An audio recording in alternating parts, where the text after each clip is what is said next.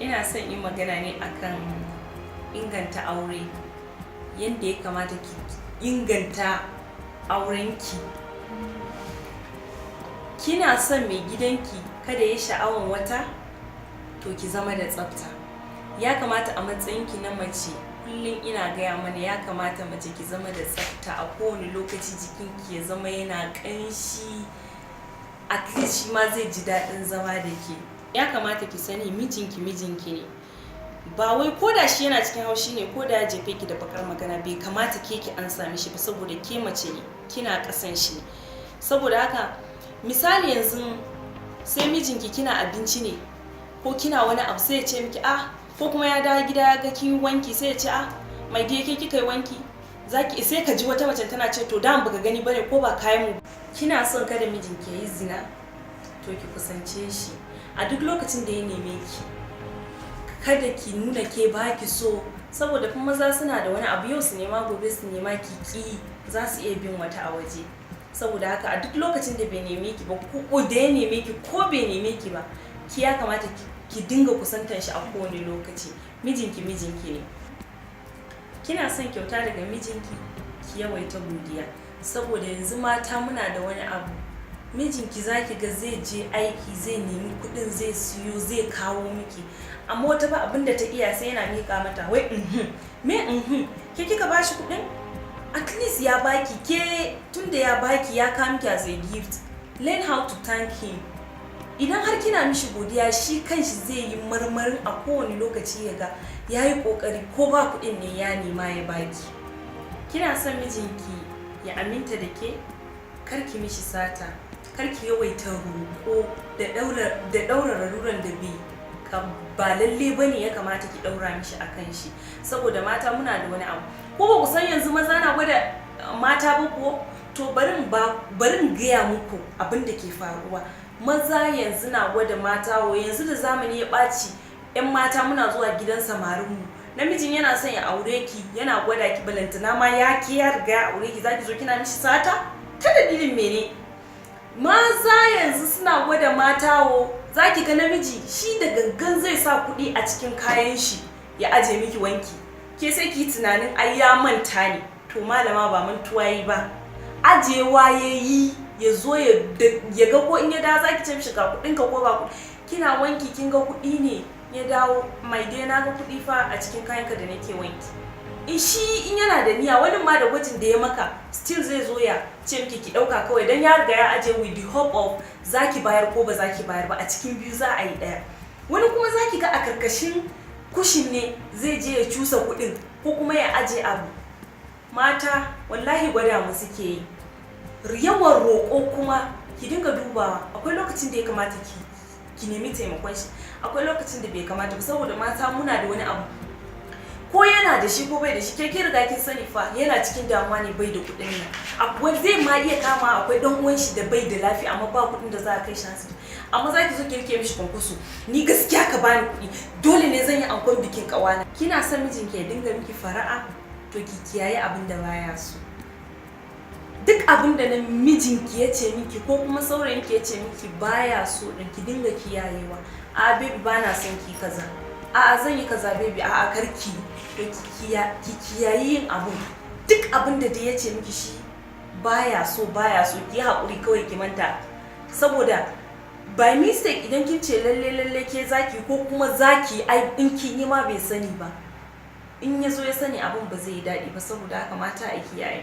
Kina son mijinki ya ji kunyarki, ki zama mai haƙuri da natsuwa, saboda haƙuri matters a lot a zaman aure ko kuma in ce in a relationship.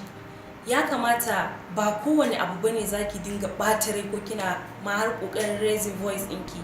Ki zama mai haƙuri, saboda namiji wani lokacin ma da gangan zai gwada ki ne, yayi abun ya ga ya reaction ɗinki zai yi. Saboda haka ya kamata ki zama kina da haƙuri. Ba komai bane ya kamata ki dinga ɗaga muryanki kina ihu ko kuma kina nuna mishi ke ba a isa ba sai abin da kika ce. Ba a ma namiji haka. Ki zama kina da nutsuwa, ko me zaki yi, ko me yake faɗa, ki natsu tukunna ki nazari akai kamin ki bashi ansa. Saboda haka mata da Allah shi ma a kiyaye. Kina son mijinki ya dinga yabonki, to kar ki zama mai roƙo a ko da yaushe. Roƙo.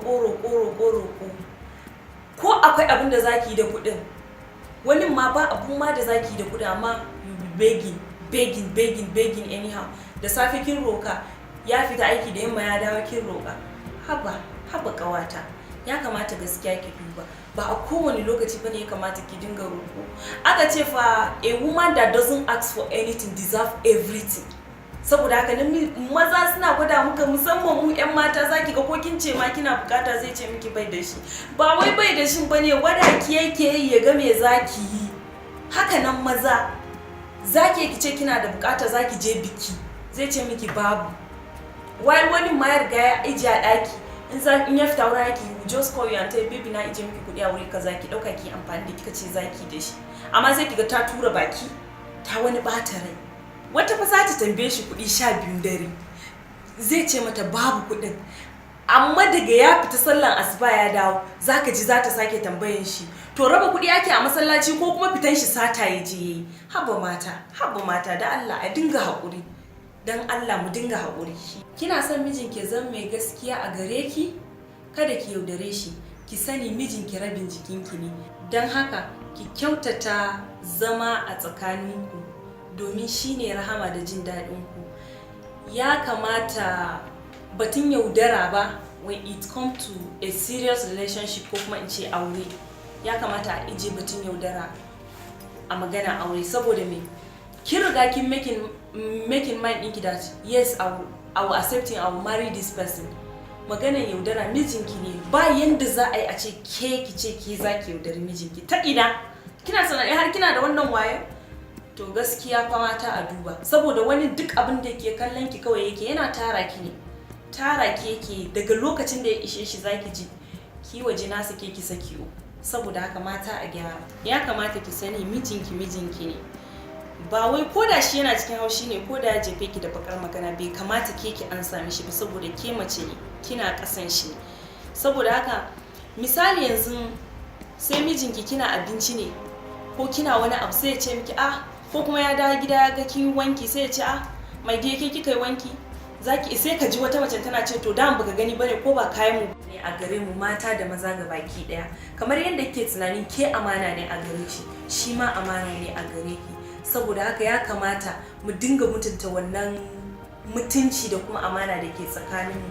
Duk abin da za a yi a dinga duba the both parties. Ke zaki mishi ne, ki dinga tunani ga abin da zaki, kai ma idan za ka yi ka dinga dubawa ga abin da zan yi kuma in nayya za ta ji, ka dinga kyautata mata. Saboda kun san mata muna kasan ku ne, ku dinga haƙuri da mu. Kun san an ce tunanin mace da namiji ba ɗaya bane, ku kun fi mu tunani, kun fi mu natsuwa. Saboda haka ya kamata maza ku dinga duba mana.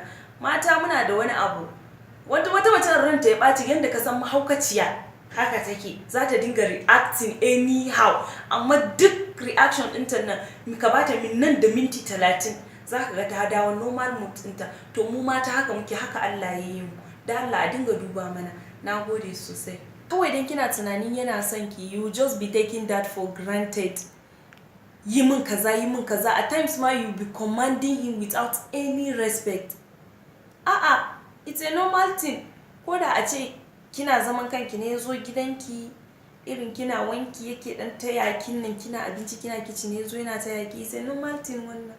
But the way you talk to him in the presence of people will make people to start thinking that wannan yarinyar ta rike yaron nan da magani, ko wannan yarinyar bata da kunya. You want him to do something for you. Baby, help me and do something. Baby, help me and do something. Sweetheart, help me and do something. And do this thing for me. But zo ka mun kaza. Sai ka ce ni ka haife shi. Wata ma wallahi wacce ta haife shi ba ta mishi magana haka. So mata we should learn how to respect our men. Yau idan kin samu ya fara bin wata a waje, zaki ce he's a cheat. Dama haka halin maza yake, ba su iya komai ba sai yaudara. Maza suna cheating anyhow, while you are the one that caused all this. If to say that you respect him, you pet him, da a ce kina bashi girman shi yadda ya kamata, da zai wannan abun ne? Ba zai yi ba. He will always like to be close to you. Amma sai kiga matan auren ma wani lokaci miji ne fa ya tashi a wurin aiki, but he was thinking that zan je gida yau haɗu da bala'i. wani ma sai kiga ya zauna a office ko ya tafi wani gurin yana wasting time din shi, daga ya dawo gida kawai ya ci abinci ya kwanta. That's what he wants because his wife is not giving him happiness, until his girlfriend is not giving him happiness. Sannan mu mata yanzu mun dauki wani banzan rayuwa. Yarinya sai ki tashi ki gudu daga gidan ubanki ki zo ki tattara ina ki zauna a ɗakin saurayi, a yi shaye-shaye, a sha duk abin da aka ga za a sha. Kina shaye-shaye ko kuma a ce ki yana shan sigari kina sha, yana shan giya kina sha, kuna zama ku sha tare, kina tunanin zai aure ki ne? Na san ba a daina irin wannan abun lokaci ɗaya, ba a dainawa lokaci ɗaya, amma ba yanda za a yi a ce ke kina yi a gaban shi kuma ko kuma a ce shi yana supporting ɗinki kuna zama ku yi tare. In kin ga saurayi yana supporting mace a irin wannan abubuwan duka, yana kokari ne, yana mata, but you will be advising her, baby ya kamata ki daina abu kaza, ya kamata ki daina abu kaza. Amma yanzu ki tattara ki ba aure ba sisin da ya kashe miki, ki tattara inaki ki zo ɗakin shi